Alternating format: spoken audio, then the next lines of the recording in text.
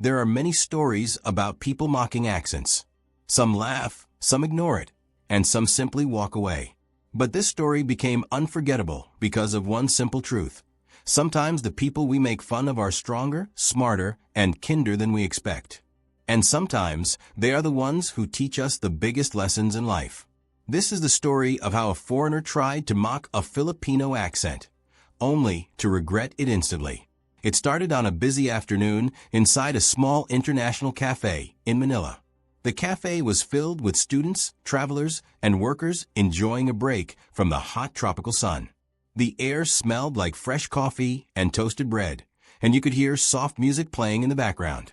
At the counter stood a Filipino barista named Carlo. He was friendly, polite, and loved chatting with customers from different countries. His English was good, clear, and confident, but like many Filipinos, he had a slight accent. A foreign tourist walked in. His name was Daniel.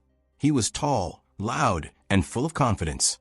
At first, he looked friendly, smiling as he placed his order. But when Carlo answered politely, something changed. Instead of thanking him, Daniel smirked. Then he did something no one in the cafe expected. He started copying Carlo's accent in a mocking way. "Oh, you want espresso?" Daniel said loudly, stretching the words on purpose. A few customers looked up, surprised. Carlo froze for a moment, shocked, because he knew this wasn't friendly teasing. It was meant to embarrass him. But he kept calm, smiled, and continued doing his job. Many Filipinos are used to speaking to foreigners, and sadly, some are used to being mocked for their accent. But this day was different.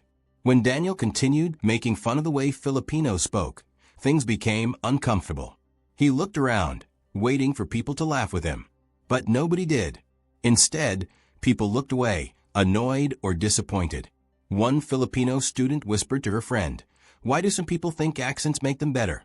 Another customer shook his head in disbelief. Yet Daniel kept going, repeating phrases in a childish voice, trying to get attention.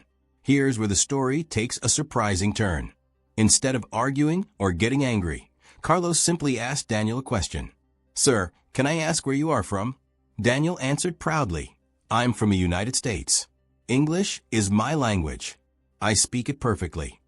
He expected Carlo to be impressed, but Carlo didn't flinch. Instead, he said something that caught everyone's attention. "It's nice that English is your first language, sir. But did you know that the reason many Filipinos speak English is because we learn it as a second or third language?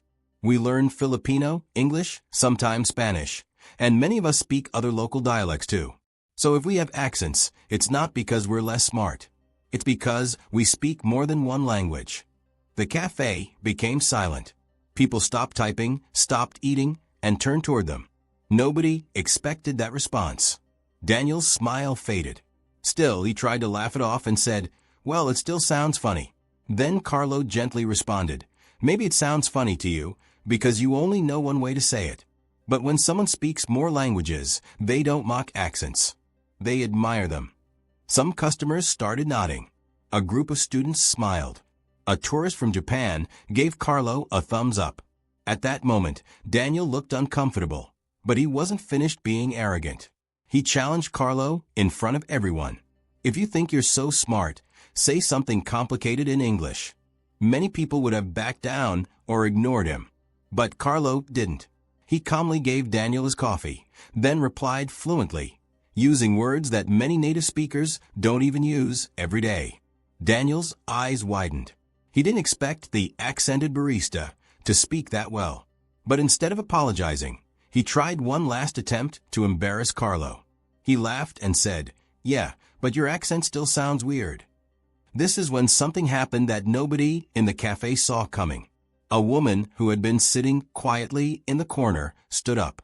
She introduced herself politely and said she was a professor of linguistics from a well-known university. She spoke with a calm but powerful voice. She explained that accents are normal, scientific, and natural. She said that accent is proof of identity, history, and culture. She told Daniel that mocking someone's accent does not make a person intelligent. It only shows insecurity and ignorance. Imagine being in that moment.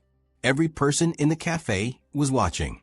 Some were holding back laughter, some were shocked, and some were recording the scene on their phones. Could you stay calm if you were Carlo? Would you speak up if you saw someone being mocked? Share your thoughts in the comments, and tell us what you would have done. The professor continued, Filipinos are known worldwide for speaking English better than many countries where it is not a native language. They speak it in movies, on the news, in businesses, in schools, and even in international events. Many global companies hire Filipinos specifically because of their communication skills. Daniel looked embarrassed, but the professor wasn't being rude. She was educating him. Then she delivered the line that changed everything. A language is not owned by one country. It belongs to everyone who speaks it. The moment you insult someone's accent, you are not proving that you are superior. You are proving that you do not understand the world. People clapped. Some quietly, some loudly. Carlo didn't smile to boast. He stayed humble. He simply thanked the professor and continued working. But Daniel could feel the eyes of every person in the room. He realized they weren't laughing with him. They were judging him. Now here is where the story gets even more powerful. Instead of storming out or arguing, Daniel stayed frozen. For the first time since he walked in, he didn't know what to say. He looked at Carlo again, and this time, his voice wasn't loud. It wasn't proud. It was soft. He said, I'm sorry. You might think that's the end of the story. But what happened next taught an even bigger lesson, one that shocked everyone in the cafe, including Daniel himself. Before I continue, take a second to think. Have you ever been judged because of your accent, your background, or where you came from? Or have you seen someone else face that kind of treatment? Share your experience in the comments. Your voice matters. And if you're enjoying this story and want more real stories that inspire, don't forget to like, subscribe, and share the video. It helps us reach more people and remind them that respect will always be stronger than insult. The next moment in the cafe changed everything. And what Carlo did after Daniel apologized was something nobody expected. When Daniel apologized, most people thought the situation was finished. But Carlo did something that proved why kindness is stronger than arrogance. Instead of bragging or making Daniel feel worse, he smiled and said, It's okay, sir. We all make mistakes. Thank you for apologizing. His voice was calm and gentle, and that simple act surprised everyone. It was not the reaction people expected. Some thought he would ignore Daniel. Others thought he would stay angry. But Carlo chose respect over revenge, and that decision changed everything. Daniel looked down at his coffee cup, almost embarrassed to hold it. He had walked into the cafe thinking he was better than everyone around him. He thought one accent made him superior. But now he realized that the man he mocked had more patience, more intelligence, and more dignity than he did. Carlo didn't just serve coffee. He served a lesson in humility. The professor approached Daniel and said, All of us have accents. Even you. Your English sounds different from someone in the UK or Australia or Canada. Language is not about sounding the same. It's about understanding each other. Daniel nodded slowly, finally understanding what everyone had been trying to say. What happened next moved the whole cafe. Daniel asked Carlo a quiet question. How did you learn English so well? Carlo told him that Filipinos grow up learning multiple languages. Many speak English in school and Filipino at home. Some speak Bisaya, Ilocano, Kapampangan, Hiligaynon, or many other dialects. He explained that the Philippines has over 100 languages, so switching between different accents and words is normal. That's why for us, speaking English is not a sign of status, Carlo said. It's just another way to connect with people. Daniel seemed amazed. He never thought about language from that perspective. He realized he judged Carlo without knowing anything about his life or his culture. And this is where the story becomes even more surprising. As they talked, a couple from Germany, sitting nearby, joined the conversation. They said they visited the Philippines often because Filipinos were always friendly and easy to communicate with. A traveler from South Korea agreed and said she learned English from Filipino teachers online. One by one, customers started sharing positive stories about the kindness of Filipino people. The cafe slowly turned from a scene of tension into a moment of unity. People of different backgrounds were talking, laughing softly, and showing respect for each other. Daniel listened quietly, holding his cup, realizing how wrong his behavior had been. Sometimes, a single mistake can lead to a powerful lesson that stays forever. After a while, Daniel asked if he could sit down and talk more. He wanted to learn about Filipino culture, food, and language. Carlo agreed and even offered him a small dessert for free, saying, "Welcome to the Philippines." At that moment, Daniel's eyes softened. Arrogance was gone. Instead, he looked grateful. But the story doesn't end there. Something even more unexpected happened. A few days later, Daniel returned to the same cafe. He looked like a different person. Instead of being loud and rude, he was relaxed, smiling, and respectful. When he walked up to the counter, he greeted Carlo in the best Filipino accent he could manage. But this time, it wasn't to mock. It was to show respect. He said, "Magandang umaga, Kuya Carlo." "Good morning, Brother Carlo." The entire cafe smiled and some people clapped. It was a light moment, and Carlo laughed kindly. Daniel explained that after leaving the cafe that day, he went back to his hotel and searched about Filipino history and culture. He learned how Filipinos had been influenced by many countries, Spain, America, Japan, China, and how this history shaped the way Filipinos speak. He learned about Filipino workers around the world, nurses, teachers, and seafarers who communicate across many languages. He realized Filipinos don't just speak English. They bridge cultures. Daniel told the cafe customers that he felt ashamed of how he acted. He said he had judged people his whole life without understanding them. He apologized again, not only to Carlo, but to everyone who heard his rude remarks that day. Carlo shook his hand and said, "It takes courage to admit mistakes. Not everyone can do that." And it was true. Many people can insult, but not everyone can apologize. The story spread quickly. Some customers who recorded the scene posted it online. People from different countries commented, praising Carlo for staying calm and respectful. Filipinos around the world shared the video, saying it made them proud. Some said they cried watching it because they had also experienced being mocked for their accent. The world saw that true strength is not about speaking perfect English. It's about treating others with respect. Here is a question for you. Do you think accents should ever be a reason to judge someone's intelligence? Many people still think a strong accent means someone is uneducated or poor. But is that really true? Or is it just an unfair stereotype created by society? Share your thoughts in the comments. Your perspective might open someone's eyes. Days passed, and something beautiful happened. Daniel became a regular customer. But he didn't just return to drink coffee. He came to learn. He asked the staff how to say common Filipino phrases. He asked about local dishes, traditions, and festivals. He even learned how to say "Salamat po," which means thank you with respect.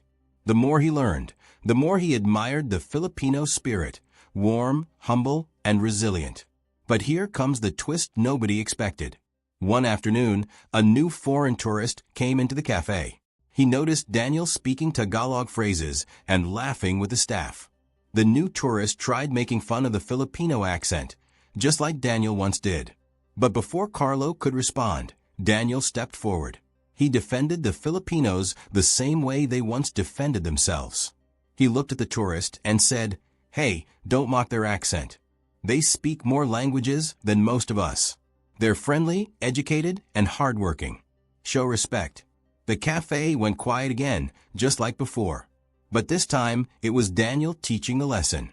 The new tourist felt embarrassed and apologized. Carlo looked at Daniel with pride. The people in the cafe clapped again, not because someone was humiliated, but because someone had changed for the better. Life has a strange way of turning things around. Sometimes the person who hurts others becomes the one who protects them. Sometimes the one who mocks becomes the one who defends. Daniel learned a lesson he never forgot. Respect is universal. It crosses borders, cultures, and languages. What do you think is more powerful, changing someone's mind or embarrassing them for making a mistake? Some people believe revenge feels good, but others think forgiveness can transform a person forever. Which do you agree with? Tell us in the comments below. And if stories like this inspire you, don't forget to like, subscribe, and share. There are so many lessons in the world that can remind us to be better human beings, and your support helps us bring more inspiring content. In the end, Daniel became a different man. He traveled around the Philippines, exploring cities, mountains, and islands. Everywhere he went, people treated him kindly. Nobody cared about his accent. Nobody mocked him. He saw how Filipinos always smiled, even during hard times. He realized the country he once disrespected had given him more than he ever expected: friendship, knowledge, and humility. But the story didn't end with Daniel. One day, a young Filipino student visited the café. He told Carlo that he saw the video online. He said he used to feel shy speaking English because people laughed at his accent. But after watching the video, he told himself, if Carlo can speak confidently, so can I. He started practicing English more, applying for international interviews, and believing in himself. That small moment inside a cafe inspired someone miles away. The lesson spread beyond the cafe walls, beyond the city, beyond the country. It reminded people that accents are not flaws. They are fingerprints of identity. They are traces of history. They are proof that a person speaks more than one language. And that is something to be proud of. So the next time you meet someone with a different accent, ask yourself, what story does this person carry? What languages, cultures, and experiences shape them? And what can you learn from them instead of judging them?